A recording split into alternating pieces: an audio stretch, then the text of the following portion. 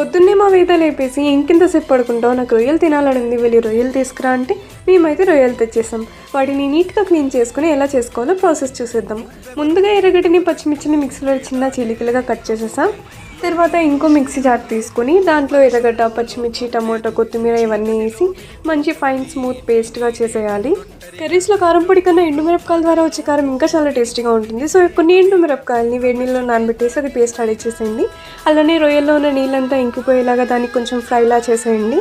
తర్వాత cashew, spices, కరివేపాకు ఇవన్నీ వేసి వాటిని నూనెలో బాగా వేయించాక మనం ఇందాక మిక్సీలో కోర్స్గా గ్రైండ్ చేసి పెట్టుకున్న ఎర్రగడ్డ, మిరపకాయ ఇవన్నీ వేసేసి అవన్నీ మంచిగా ఫ్రై అయ్యాక దాంట్లో కొంచెం అల్లం వెల్లుల్లి పేస్ట్ వేయాలి. పచ్చివాసన పేరు బాగా వచ్చాక ఇందాక అడిచి పెట్టుకున్న పేస్ట్ వేసేసి మసాలాస్ అన్నీ వేసేసాక కర్రీ కొంచెం మంచిగా ఆయిల్లో అంత రోస్ట్ అయ్యాక మనం ఫ్రై చేసి పెట్టుకున్న ప్రాన్స్ అన్నీ వేసేసి దాన్ని కొంచెం కొరియాండర్తో గార్నిష్ చేసుకుంటే టేస్టీ ప్రాన్స్ కర్రీ రెడీ. దీన్ని మనం బగారా రైస్తో కానీ, నార్మల్ ప్లెయిన్ బిర్యానీ రైస్ లేదా కుష్కాతో కానీ, వైట్ రైస్తో కానీ దేనితో తిన్నా చాలా బాగుంటుంది.